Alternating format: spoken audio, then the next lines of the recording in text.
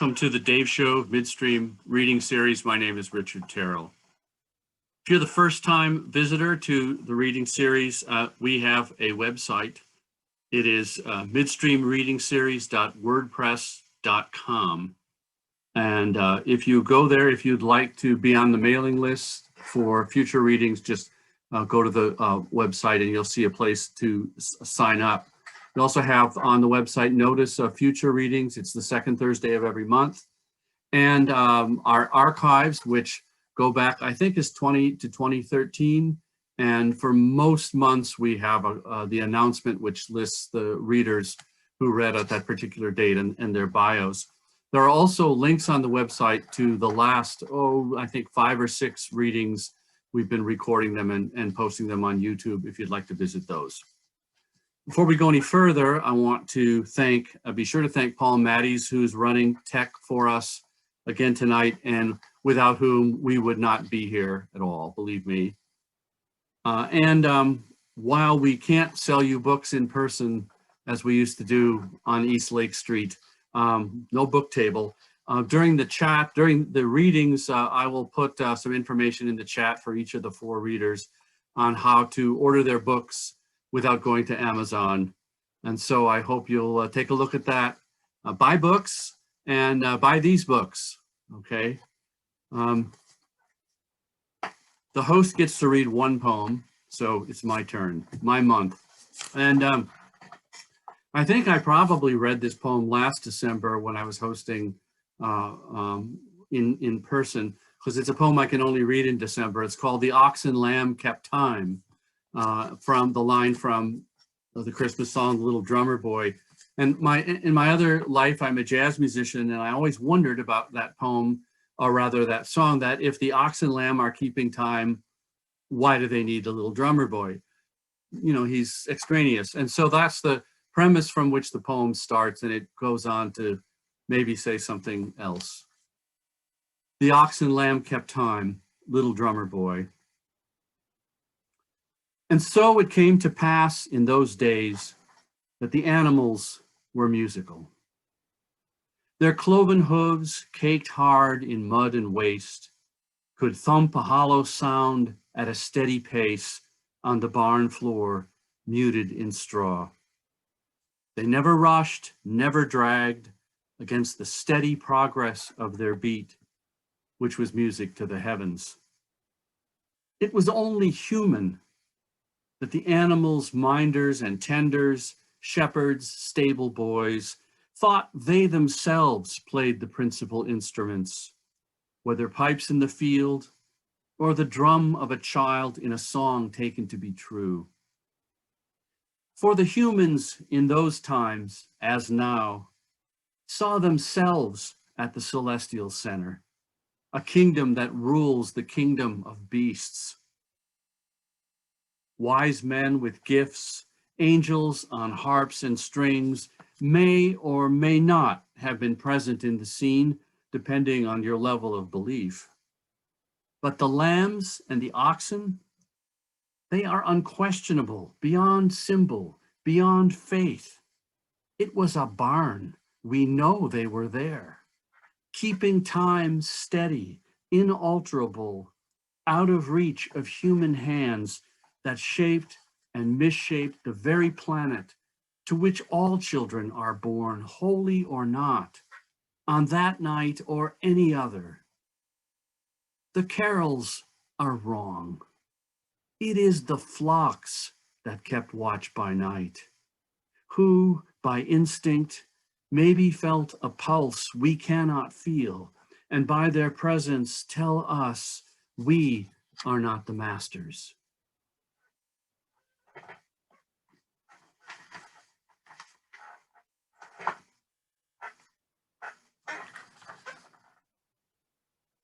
Our first reader is Lynette Reini-Grandell. Often inspired by Finnish folk culture and song, Lynette is the author of 2 books from Holy Cow Press, Wild Verge most recently, and Approaching the Gate, which was the winner of the Northeastern Minnesota Book Award for Poetry. Her poetry has been nominated for a Pushcart Prize and is part of a permanent art collection at the Carlton Arms Hotel in Manhattan. A core member of the Basso Poetry Company, she lives in Minneapolis, performs with the jazz poetry collective Sonoglyph and other multimedia artists. She is married to the transgender performance artist / musician Venus DeMars, and is currently working on a book-length memoir, which I read in draft. A two-time president of the Minnesota Council of Teachers of English, she teaches at Normandale Community College and has been awarded grants from the Finlandia Foundation and the Minnesota State Arts Board. More information on her website, Reini-Grandell.com. Lynette. Hi, okay, I'll just get started here. And thank you, Richard, for that beautiful, beautiful poem. So, yeah, I think like you, I want to read things that are sort of related to the season we are now in. And earlier tonight, I noticed it was unusually windy out. I heard all these things kind of banging around outside. So this is a poem that's actually a translation of a Finnish rune song that I heard a recording of sung by Jussi Hovinen, was one of the last practitioners of this oral tradition of memorizing runes in Finland. And it's called The Origin of the Wind. And I think normally I sing this, but I think I'll just say it out loud tonight so you can hear the words. I know where the wind comes from. I know where the breeze was born, hidden by low growing willows, mothered in a branch's lap, rocked and cradled by 2 tree stumps, lulled to sleep, kissed by kindling. It is suckled by the wood grouse, it is nursed by wild hens. When it walks, wind drives the dust. When it rests, wind broods on water. I've had the opportunity to perform with a good friend of mine, Kari Touring, several shows. We're not doing any this year, thanks to COVID. But usually we perform kind of, she's into, what should we call, Nordic roots, ancient pre-Christian tradition stuff. And so it gives me the opportunity to write a lot of things about winter. So here's one. I wrote about winter a year or 2 ago. It's called Freeze.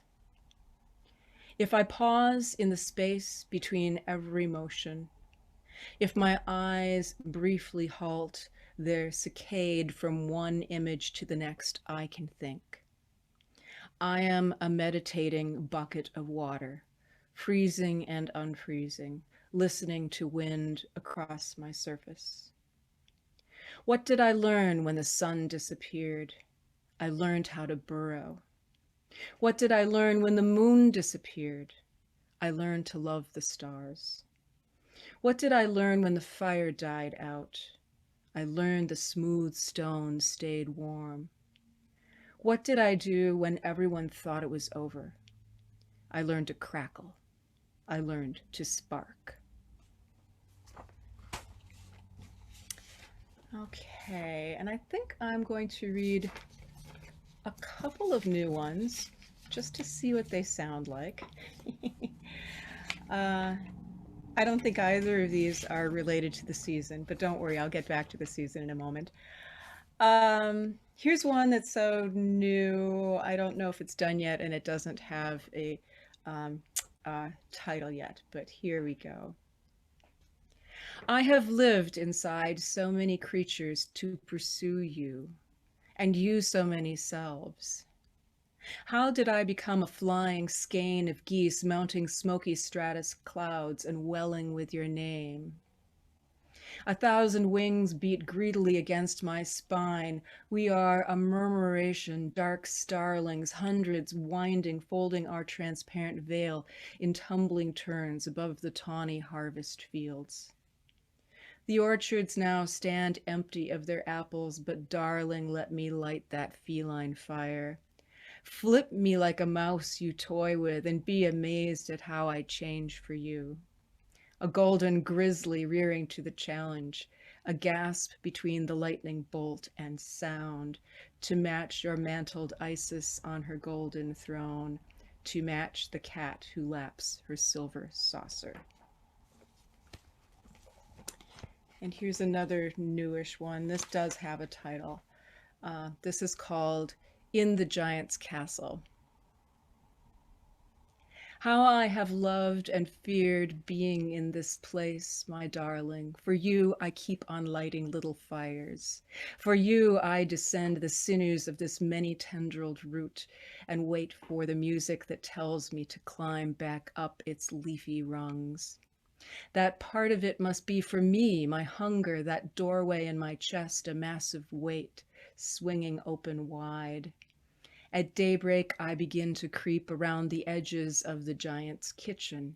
I find a cupboard door and begin to pull out the ingredients: a face mask, a pillow, a music stand, a heaping tablespoon of rhinestones, some birthday candles, a propane lighter, yeast. Now I light the burner under a stew pot of desire, add some sugar, stir it with the ladle mother used for soup, sorry. Will you smell the yeast rise, hear the stealthy bubbles bloat? You must be on your way. Even now I feel a heavy thrill as you approach and tune my golden harp for you. Okay. And then I'll read, I think, one more. These are all unpublished, newer ones, and then I'll get to the books. Can't forget the books.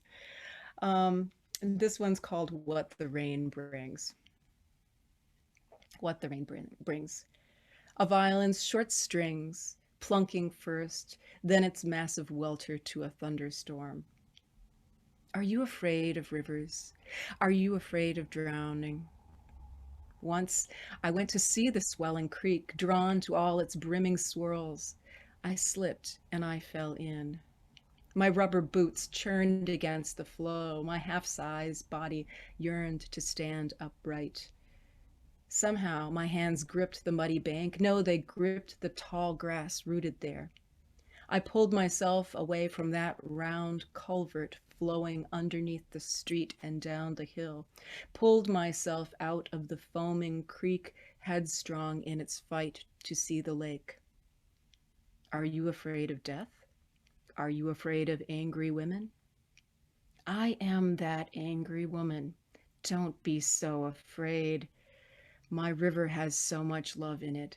Sometimes it looks like rage. Okay.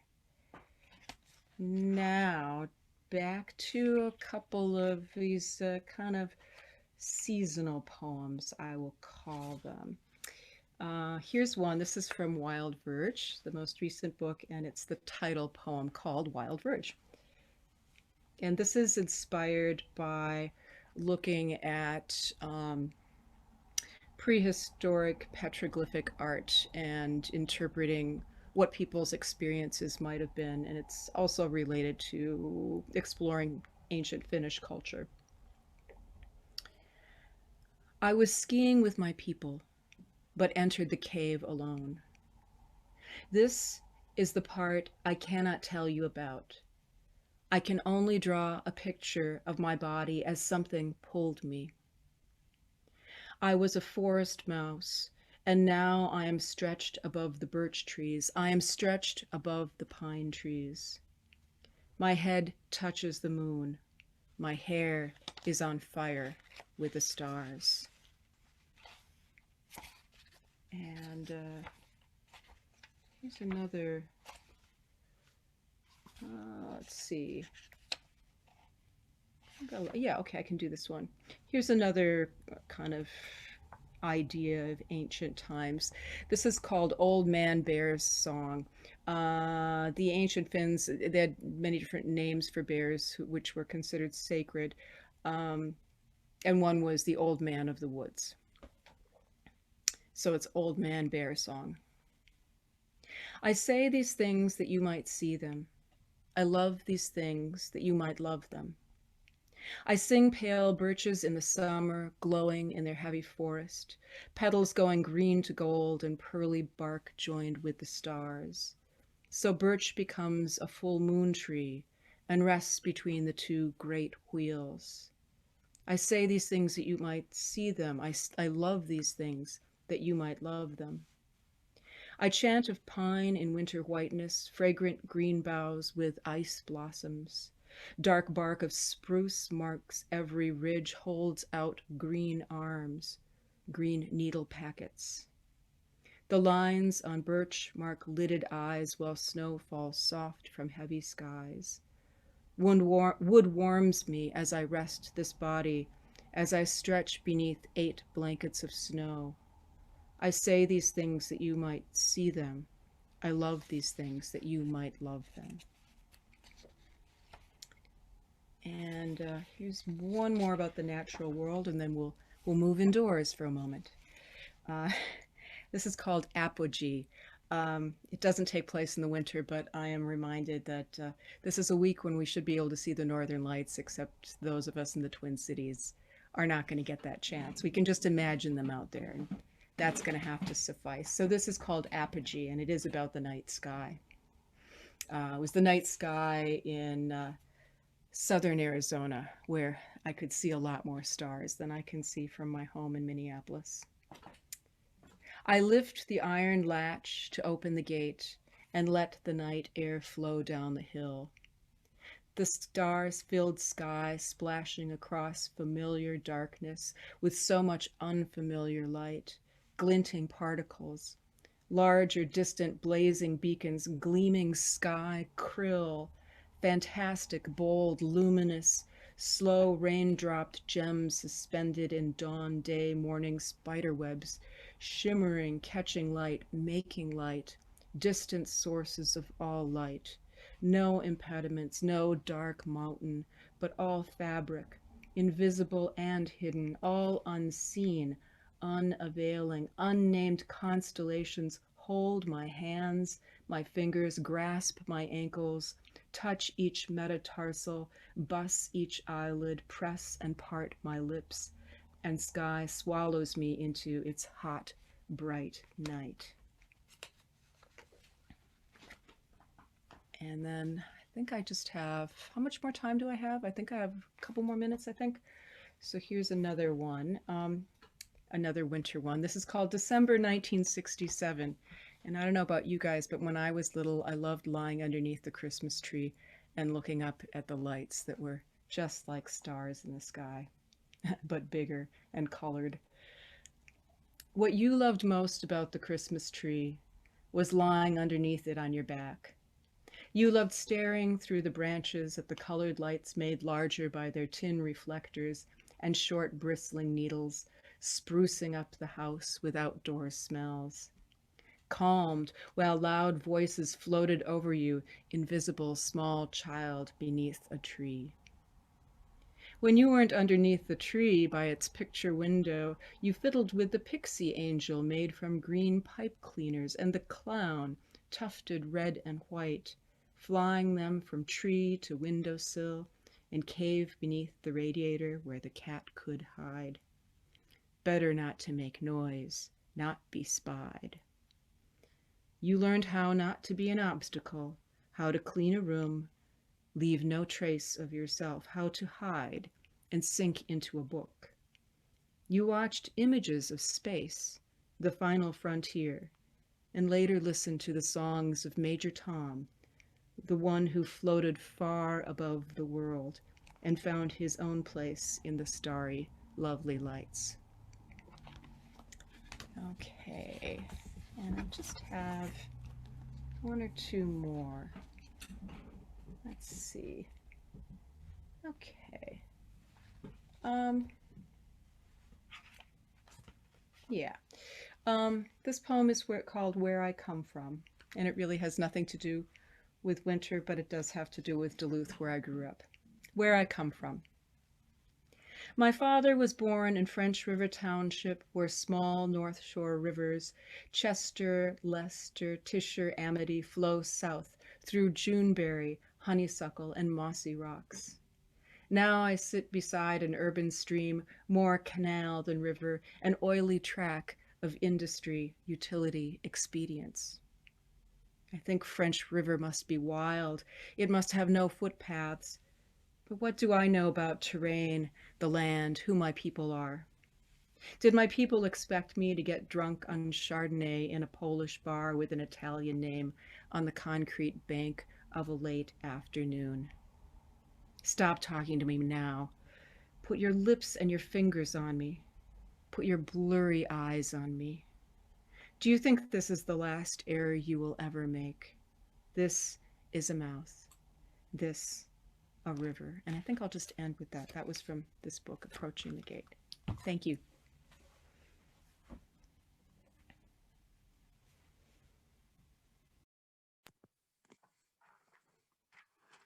That was Lynette Reini-Grandell.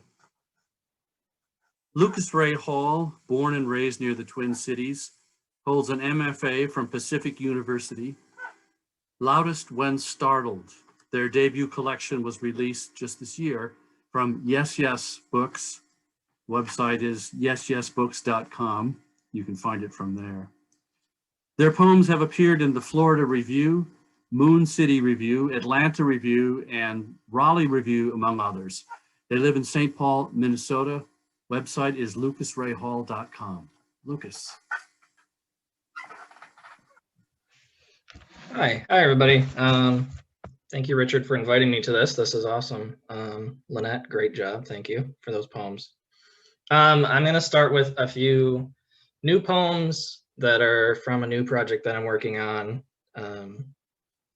They're about the body and health.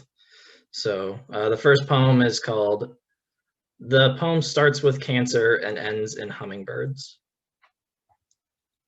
A fist in the throat, spread knuckles, ashen hole and ash rise, tissue rotted and pushes and slips from its home, and like that, it flushes and flourishes like silver grass into ruby throat, blood, juice, and a plumage from the larynx, a metastasis. My father once said he smokes because it gives him a chance to watch the hummingbirds flutter in the artificial nectar he poured out into a tin can on the deck. This next poem is about going to the clinic too many times, and it's entitled, "I Feel Like We Missed Something Last Time." I'm at the clinic again, in line to check in, twirling the drawstring of my sweatpants while the person in front of me covers their cough with both hands, touches the desk front 1, 2, 3, 4 times before grabbing a pen, another cough, and I'm filling out the form that they haven't been out of the country in 2 weeks, Form 5, and I check my spots. Hands run along my chest, over the heart, runs along my throat, the lymph nodes, along the jawline, cheek, forehead, right above the eyebrow, and then all the way down to the backside of my knee, the mass in my forearm, then up to the rest of my arm. And look at this. That feels like something new tucked away in my armpit, I say to the receptionist, something they didn't notice last time when they asked me to confirm my reason for the visit. And look at this aquarium at the back of the waiting room, the angelfish, and how it swims under the capsized cruise ship decor when I come over to tap on the glass. And this last new one is just along the same lines. It's titled, "A Poem in Which I Lie About How Much I Worry." I really only worry about malaria when we are out at the end of the dock, at that small lake behind the woods, and the waves are hitting the wooden supports just right.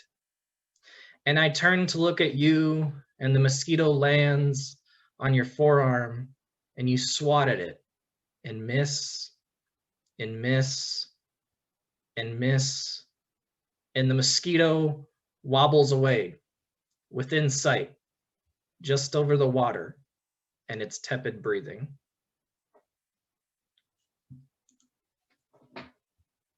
Yeah, so I'm gonna read some poems from the new book, which is Loudest When Startled. Look at this amazing cover. Alvin Fisher and Yes Yes did a great job making the cover. So I'm just gonna read a few from this one. I guess the only content warning that I would send out is that the collection is about gun violence. So there is descriptions of bullets and guns and violence throughout. This first poem is the first poem in the collection, and it's called How a Bullet Works. It huddles warmly in the neck of a shoulder, the joint cleared of its tendons and muscles, arteries, some nerves. It sleeps unaware that its resting is permanent, that its removal would be fatal to the host. Soon, flesh will close around it. The tendons will thread back together, the muscles mend, the arteries will adjust around its pointed shape. The nerves will remember their existence, and it will be buried as if its pain never happened.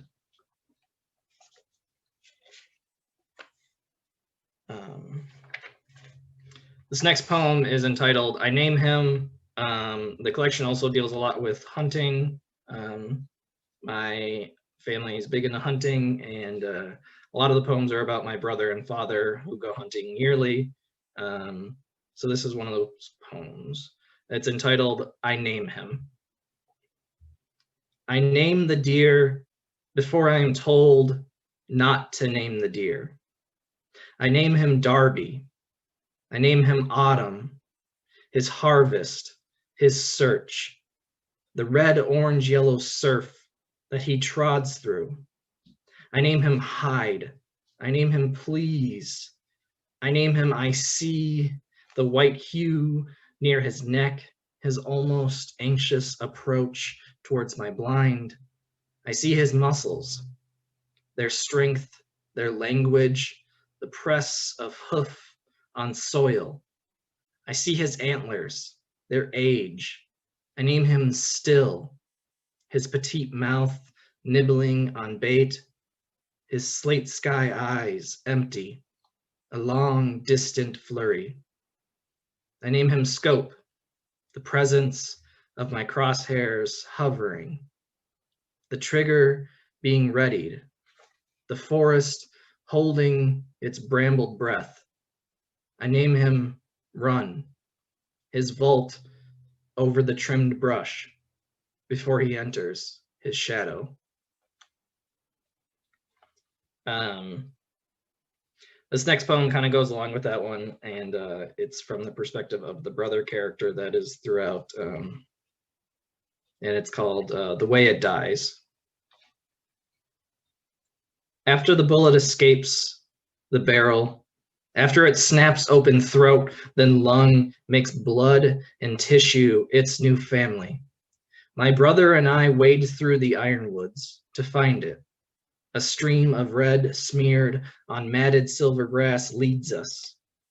Soon we find the deer pressed near flat against the dirt, heaved in its dying.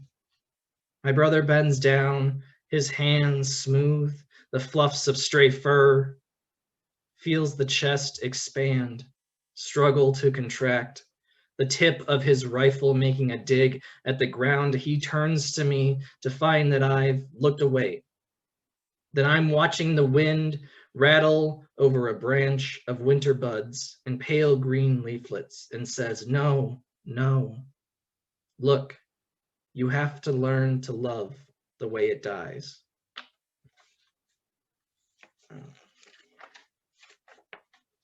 So I don't have any poems that are directly about winter, but I do have a poem that is titled Summer that is about winter, so kind of.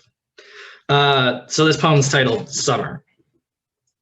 I pine for winter, Everyone secluded in their own homes, streets barren, the flick of snow under street lamps, no one out and about, no one nude or vulnerable, ice choking the sidewalks, snowman half built. I detest the flowering of fireworks, the slick rubbing of swim trunks and sandcastles, the churn of old grass, neighbors in bonfires, front doors kept open, lakes being free and alive, the color green, the heat, pop-up ice cream shops and water guns, air conditioners, kids splashing each other at the wishing fountain, a person alone at night, along the side of a road, blonde hair swaying in the breeze.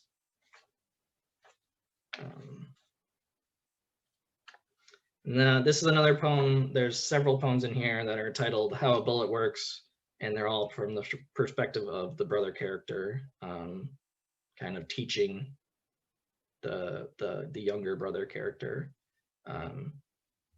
about his world. So this is how a bullet works. You realize the bullet didn't stumble out of bed one morning, get all dressed up in its copper suit, say bang like it's a goodbye to its partner, and then decide mid-pursuit, mid-trajectory, hey, I think I'd like to know what it feels like to take a name, how to make a boy a flash, stuck on repeat trending, how to leave him sprawled as a puddle on the sidewalk. This next poem is entitled After Drinking. The lawn littered with aluminum and my brother, swinging on his forefinger a pistol, like a child's toy. My brother slurs the pistol towards me, asks again, why are you scared of me now? I imagine a gap on my nose where it would enter, where it would unspool my face, where even if he wanted to, he couldn't help. I'm just joking. He turns towards the moon's lit silver bark of a tree and clicks the trigger. The wood gleams with the bullet's rush. The howl cleaves the birds from the sap in the hardwood. He laughs. Honestly, didn't know if it was loaded or not, and sits down next to me and rubs my shoulder with it still in his hand, the barrel's warm O against the back of my cheek.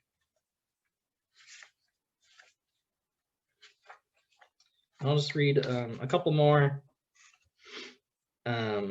This next one is entitled, I See My Brother. In that body bag on the television, in the pinpoint of his eye, fleshed open by the bullet, I see him in the pistol, the reporters, their lips saying his name the same way I do. I see him in the other body bags too, the tens of other body bags. I see him in the blood, on the wall, on the floor, on the paramedics' nitrile gloves. I see him in that school, the textbooks, the days after. I see him in the students, all fearful to learn again. On the television, I see a father stunned, staring at the phone, covering the microphone. I see me in that father. His oak-carved face, those hazel blue eyes, his tight white shirt, his ache. He says, this is so not like my son. He was a good kid. I want to see myself in his tongue, his vocal cords, in those words. I want to say, I didn't see it coming.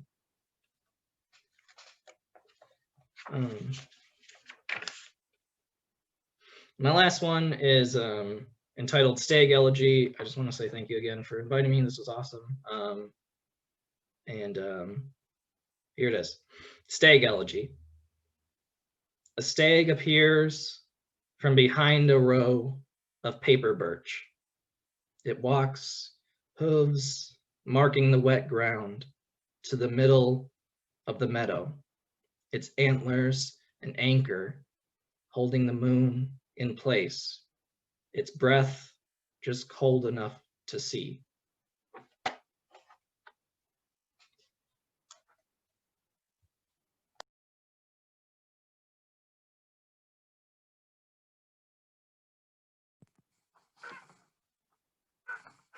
That was Lucas Ray Hall. Jean Prokott is the author of the chapbook, The Birthday Effect, which will be available next year, I think it's February, from Black Sunflowers Press.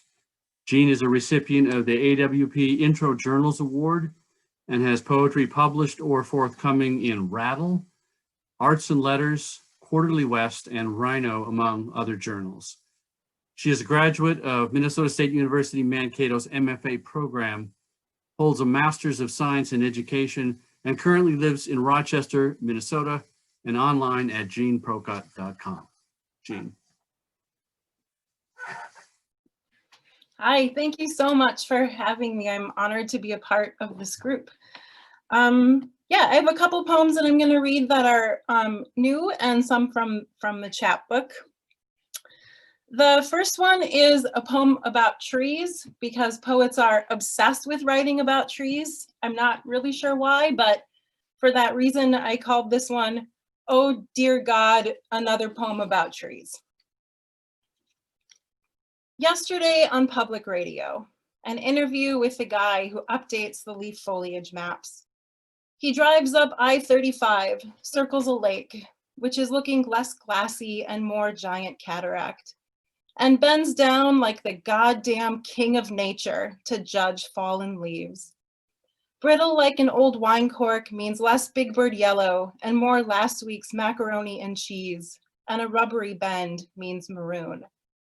He pulls out his fall map, a paint by number, and he algorithms how long until those hidden reds flare up like endometriosis. And I'm like, fuck you, leaf guy. That's the best job ever. How is there a job in this world to watch every tree explode in puberties of paint and tell listeners like me, hey, moron, go outside and look at how beautiful this is at exactly this time in exactly this place. And this morning on public radio, it is now legal to compost human remains. We can lay our bodies on wood chips, alfalfa, straw, and in a month become 2 wheelbarrows of soil. A tree can grow from my bones. We can follow maps to find each other. Today he looks at trees and he tells us when they're dying. Tomorrow I'll look at graves and I'll tell you when they're living.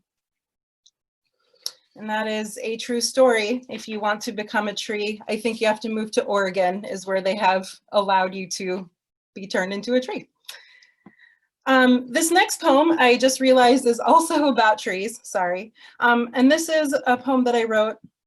I've been writing poems about COVID lately, which is sometimes very easy and sometimes virtually impossible. But my husband had foot surgery, and this was inspired by what I did during that time. While my husband is in foot surgery during a pandemic, I watch footage of the lake fire. As it chars 10,000 acres, 0% contained. Fire tornadoes, which I just learned exist, suck everything inside to feed a hungry burn. Lately, we have become very good at burning and throwing things away, inhaling smoke damage of want versus need. We hauled 3 truckloads of trash, the rug the dogs obliterated with shit, the bottom rusted fire pit, closet doors detached from the rail, to the dump and paid the city to take our rotten leftovers. We found a nice rake in the dumpster, so brought it home. When we burned leftover firewood, we accidentally set the lawn on fire and created a bald spot of dirt. So we used the rake to comb the fresh grass over it. In fact, it's my husband's toe arthritis. His tiny bones have been rubbing and leaking fluid, his aging's attempt to escape the body. The cartilage will never return. His choice is either surgery during a pandemic or a lost toe and flip-flops that look wrong. I know it's just his toe, but the purpose of toes is so we can find our balance and bear our own weight. The nation is missing its toes, and my husband will be fine. The word fine is a gift. My father-in-law sent his will yesterday, alongside t-shirts, a Disney ticket stub, a dice game about pandas, and pictures of Christmas 1996 in front of a stockinged fireplace. We had that same wrapping paper, I tell my husband, and wow, your father still wears those same shoes, which are alligator texture and tassel. He's in Florida, immunocompromised, has fired his nurse, ventures to Walmart when food runs low. In the cereal aisle, he asks a young woman to help him with his shoe and falls over while she adjusts it. I imagine him in the middle of a disrupted galaxy, except Celestial is fire and stars are ash, and ash is the virus begging for our lungs. 2020, even those of us pacing at home have lost a year, a tax write-off of our lives. 1 million of the dead have lost 5 years, 10, 50. You shouldn't talk about dreams, but last night in mine, a stranger's baby hugged me tight. I dreamt everything was okay and am terrified by it because the word okay is a miracle. In his anesthesia dreams, my husband finds Plato's world of forms and learns shadow isn't enough. His body and my body and your body will join him. In this world, everyone is alive. We're all walking through the forest, we're pointing to the smoke, and pine needles are crunching like matchsticks under our feet. And he really is okay, he's downstairs.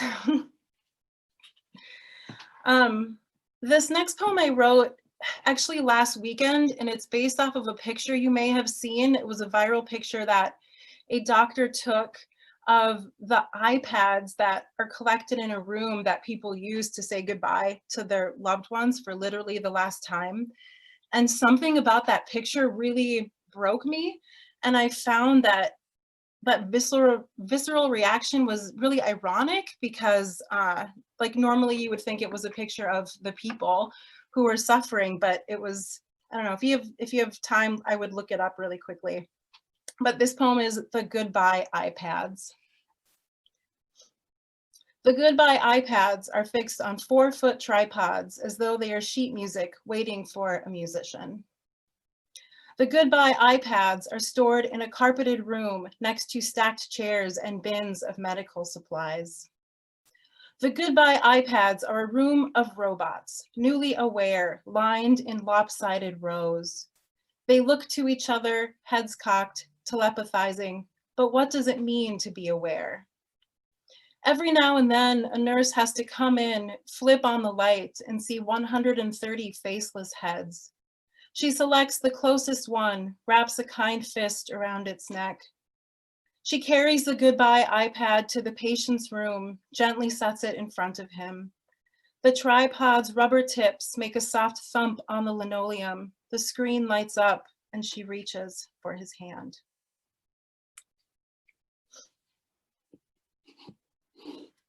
All right, this, I think this will be my last COVID poem. This is the economic side of COVID, and it's called Capitalism Q&A. If you need to know how much billionaires have made since the pandemic, the answer is 434 billion.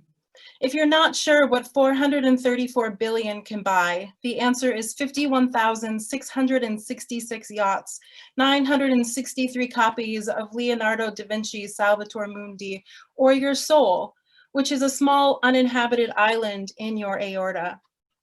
The yachts have full-size tennis courts. The painting is of Jesus holding a crystal orb. The island is where they filmed the last season of Survivor. If you ask, what does one do with all that money? The answer is bury it in your yard or up your asshole. If you're wondering what to do with $1,200, the answer is not much.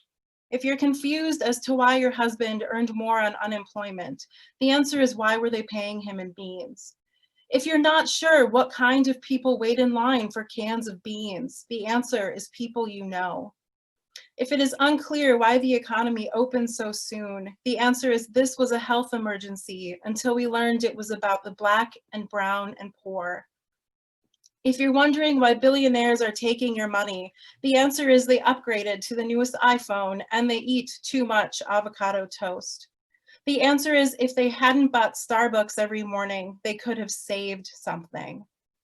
If you ask how come the billionaires don't save Flint or homeless veterans or prescription drug prices or Black lives, the answer is how do you think they became billionaires in the first place? If you're wondering why we're protesting in the street, the answer is those people didn't have to die. If you're wondering whether capitalism is patriotic, the answer is those people were going to die anyway.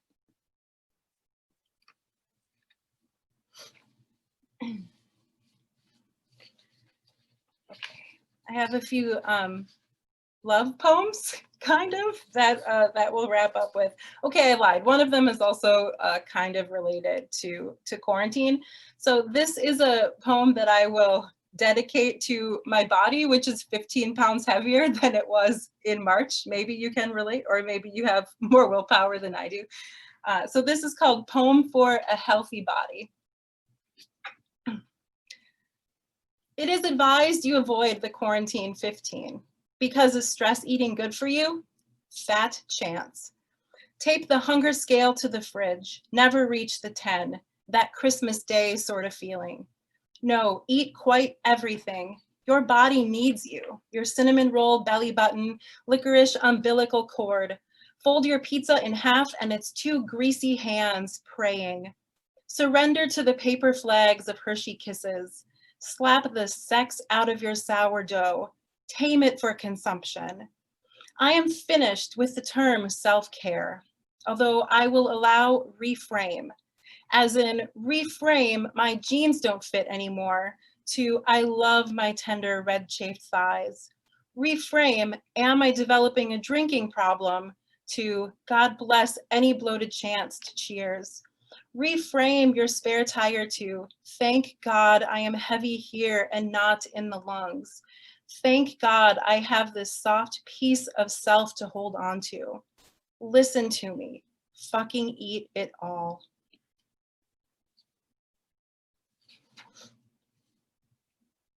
Okay, and this love poem is a love poem to reproductive rights. It's called Love Letter to IUD. I don't think about you unless I am thinking about you. You fit into the palm of my doctor's hand, a bird, wings stretched, on the go dental floss, hairpin, small missing piece from a child's toy. She shows me on the 3D model how you will form a perfect T in my uterus, a girl finding her balance on a beam.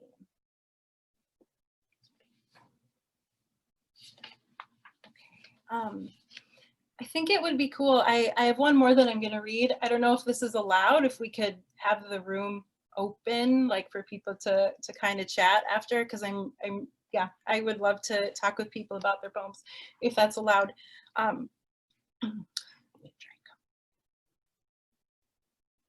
The last poem I'm going to read is a poem that I wrote for my friend Christina, and I did it because I had to, because it was an assignment, but I ended up liking the poem anyway.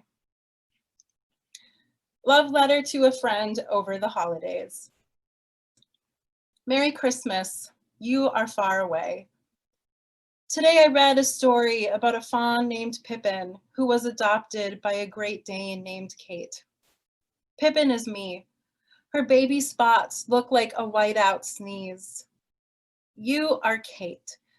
The white diamond on her chest is exactly where her heart is. Don't you love how dogs are designed this way? Don't you think it's odd how humans haven't grown a new skin to adapt to our environment? No tortoise shell, no chameleon color, only the emotional layer. Let's call it the cryodermis. Today I read that when a cardinal sees himself in the mirror, he tries to squawk his reflection away. The cardinal does not migrate, packs no suitcase. He has no need to load gifts into the back seat of the car and worry about tearing the foil paper. I learned that when a bird flies into your house, death is coming. This is why nobody invites the cardinal home for the holidays. Merry Christmas, you are not here. There are only so many things I can put in the care package.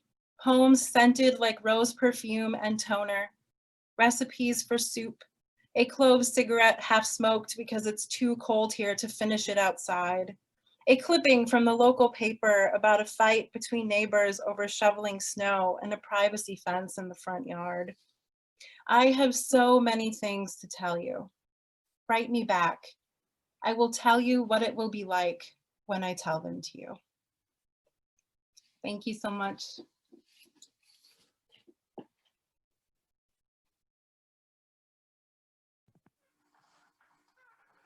That was Jean Prokott, and indeed we will have, after the last reader, a free-for-all. We'll open it up to everyone, so stay tuned. Thomas R. Smith, our last reader, is the author of 9 books of poems. Keeping the Star from New Rivers Press, I think that's the first. House of Earth and the Dark Indigo Current are from Holy Cow Press. Winter Hours, Waking Before Dawn, The Foot of the Rainbow from Red Dragonfly Press, and The Glory from Red Dragonfly Press. Most recently, Windy Day at Cabacona, new and selected prose poems from White Pine Press, and Storm Island, just this year from Red Dragonfly Press. Thomas has also edited several books, Airmail, The Letters of Robert Bly and Thomas Transtromer from Grey Wolf, and In the Pines, a collaboration with artist Richard Stevens, is forthcoming from Super Sessions Press. He teaches poetry at the Loft Literary Center in Minneapolis and posts poems and essays on his website at thomasrsmithpoet.com. Thomas. Oh, you gave me my voice back. Good. Thank you, Richard.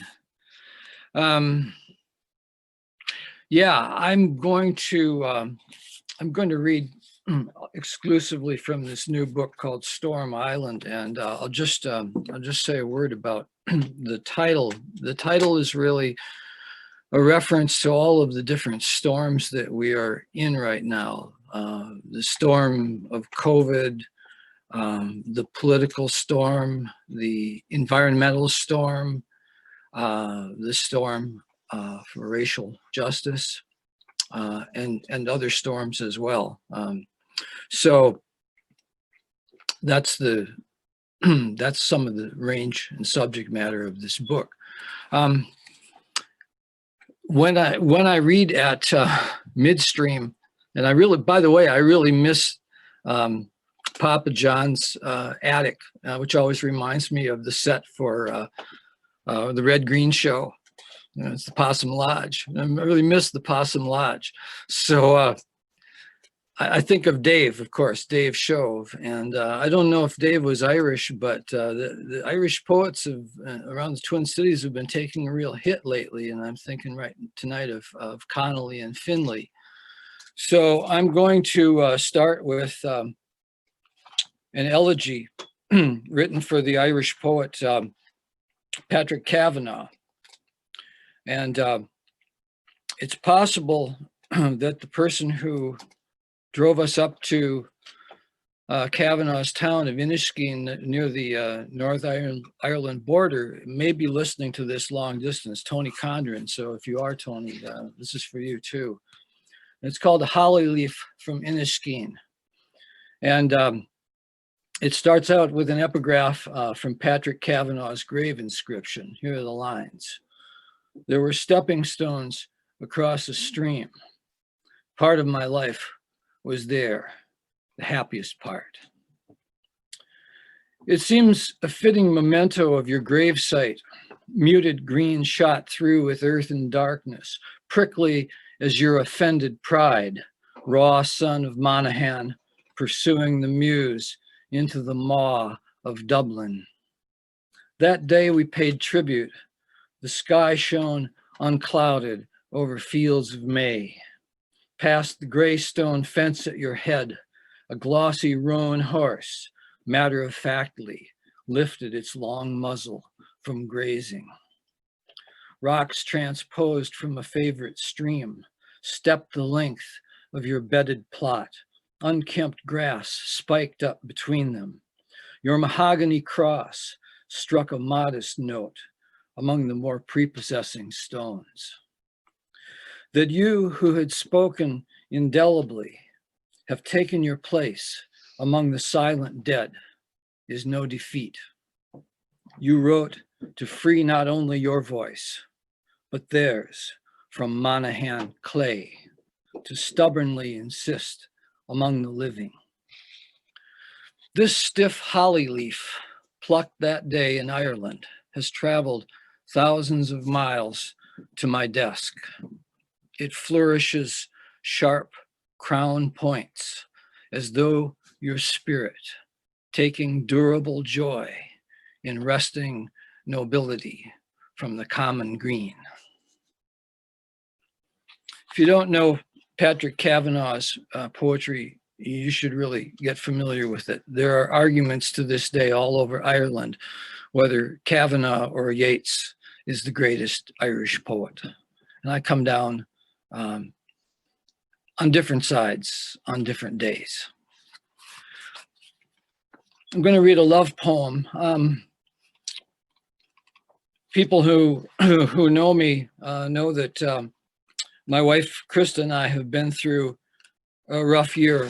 Whoa, not that rough. Sorry.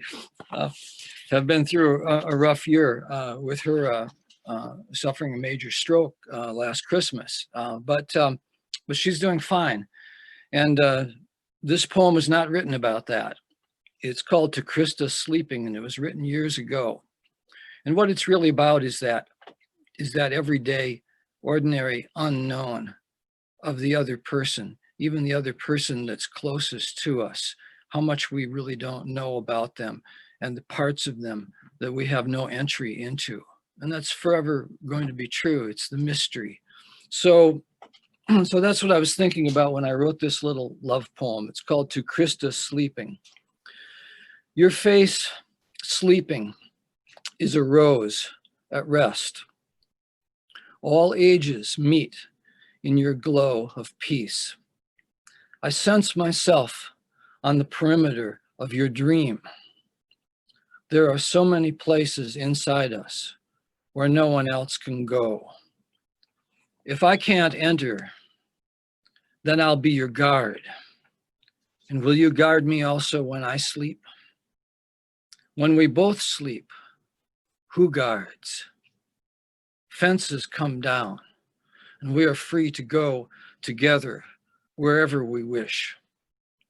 I know it's not up to me, but I hope never to see your sleeping face with all its dreams gone.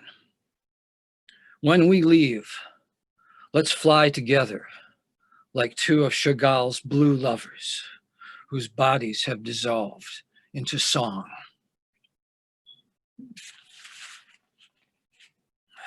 So I was talking about the storms of our time.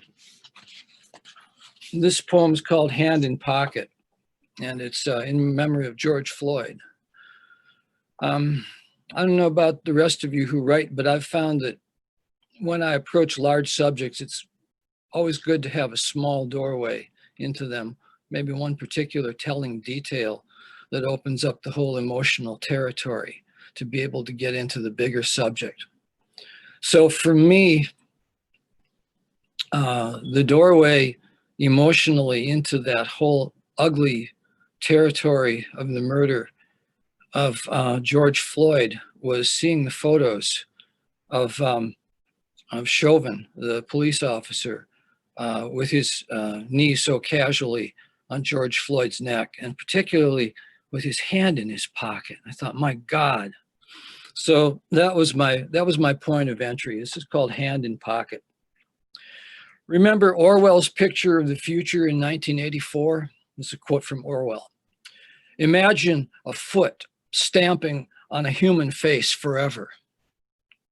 Do Black people see in the footage of Chauvin and Floyd, a white knee crushing a black windpipe forever.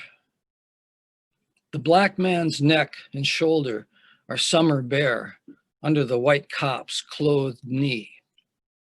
That should tell you all you need to know about power. Even worse is, for God's sake, the cop's hand in pocket. Why should that detail disturb us so? As though the cop were doing nothing more than rummaging for car keys. Floyd's face is contorted while the cop retains a flat, dispassionate composure. Murder most casual. The black man soon to die, calling for his mother. His cries for life and breath not enough to roll the stone from the white cop's eyes.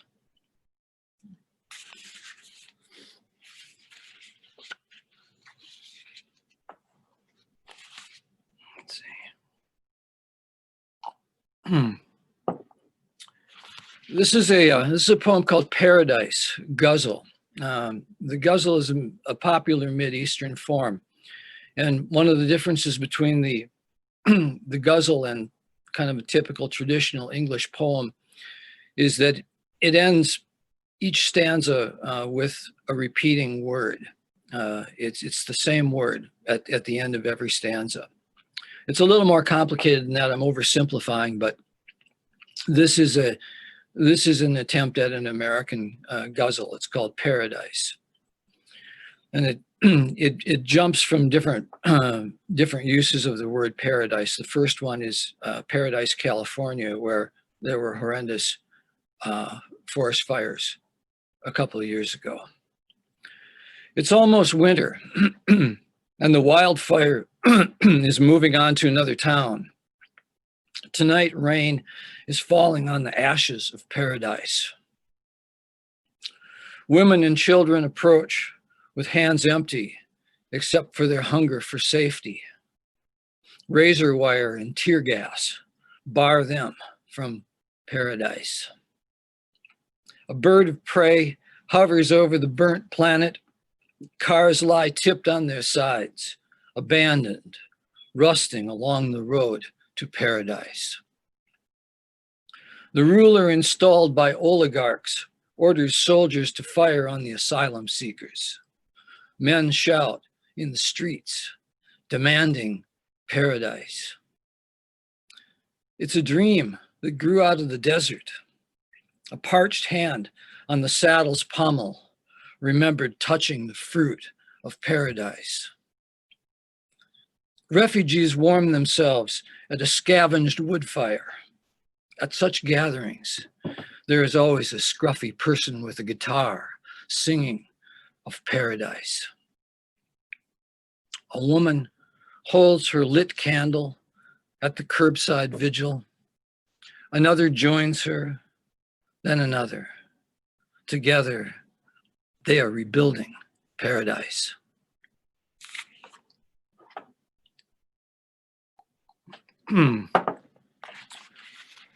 Okay, I haven't really hit any of the seasonal notes yet that you other poets have been doing, so I've got to get something in here. Yeah, that'd be good. Thanks.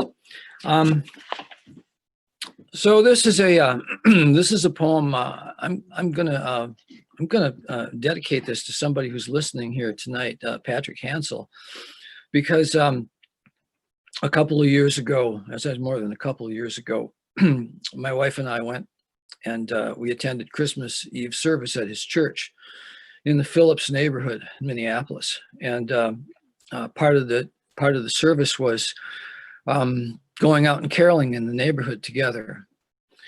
And it was at that time that I noticed the crows of South Minneapolis in the wintertime, which incredible, fantastic number of crows. And I had been familiar with a song by the Minneapolis folk singer Ellis Delaney called 500 Crows, which is just a masterpiece song. So that inspired me too. And this song, here we go, the song. This poem is called Caroling with Crows. Some people came out to greet us. Others held back, facades preserving a solemn silence, whether of privacy, vacancy, or sorrow. Yet smiles escaped our little roving chorus, whether for our stumbles over the carol's verses in Spanish, or for having lit a few faces in windows and doorways of South Minneapolis. Lifting my gaze from twilight pavement and shadowed porches, I'm not sure when it happened. I suddenly saw them. Crows, hundreds, maybe thousands, in the burnt orange dusk, surrounding us in every direction. Clustered crows, enough to relief the bare trees. Great black choir lofts of crows, their dark notes strung on staves of the sky. Overhead, too, crows everywhere, flapping through the lurid, smudged air like ash from some vast burning, which perhaps was, after all, simply the crows' Christmas, their excitable cawing and clacking, a kind of caroling above our earthbound song, urging us out from our less visible darkness to recognize also those angels of the nearer heavens. So, happy holidays, Merry Christmas, Happy Hanukkah. I'm going to do two more. This is also kind of an offbeat holidays poem because it was written around around the time of the holidays when I was starting to notice all of the real crap that was being advertised as Christmas gifts. It's called Darkness Disease. We dismiss the images at our peril. In the Sunday papers, ads for games, Doom and Assassin's Creed, muscle-armored drab of the downtown theater's poster, X-Men, Apocalypse, a battle-bulked figure, contemplating a Yorick-like skull. Only the strong will survive. Only we rationalize entertainment, but the subterranean truth of these ubiquitous displays is that our gun deaths and never-ending war have become a cancer on our soul, a darkness disease, killing our will, not only to keep ourselves alive, but the planet. Each empire carries the seed of its destruction. I know this rage we secretly turn inward on ourselves is telling us to die. Let's release our dream of redemptive violence and give the heroes peace. Call the armies home. Wash with light this dark sickness from our eyes. Okay, and I'm going to do one more. I really enjoyed hearing how Jean is working on poems about COVID. I think a lot of us poets are kind of driven inwards and indoors into ourselves and are writing about what's going on.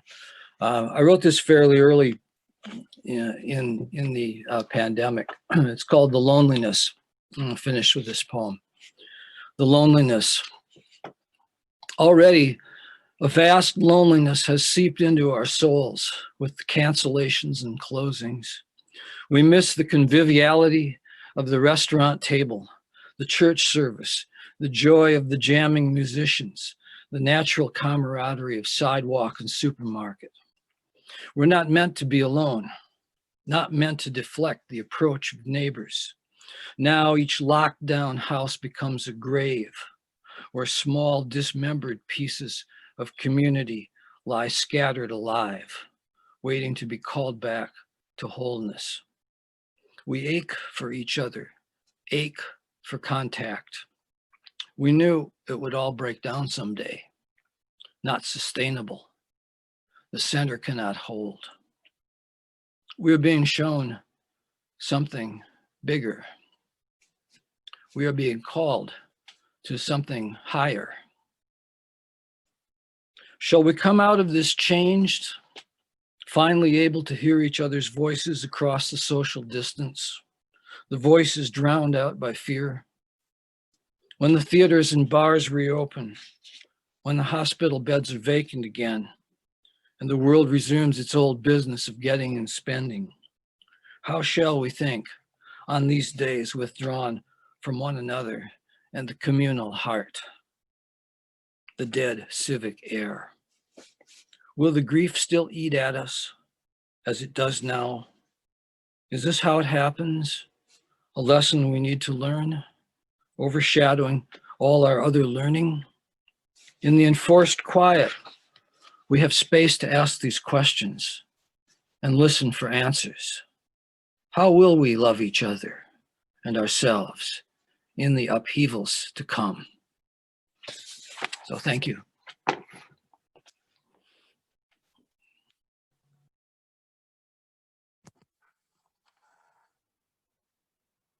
That was Thomas R. Smith. I'll remind you that in the chat, you'll find information on how to order books of each of these four poets. I hope you'll do that. This is the time in the evening where we normally would be inviting you to join us at Merlin's Rest for drinks, food, and conversation. And I'm sure we all hope that as the winter passes, that will be possible once again. But we're there in spirit.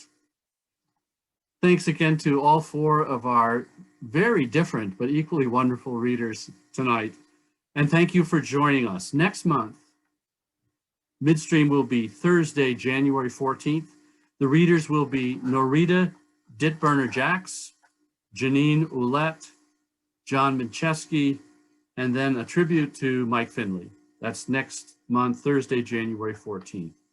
So please join me in one more round of applause for tonight's readers, followed by a chance for you to react, discuss, ask questions, greet your friends, or otherwise misbehave in our free-for-all. So Lynette, Reini-Grandell, Lucas Ray Hall, Jean Prokott, Thomas R. Smith.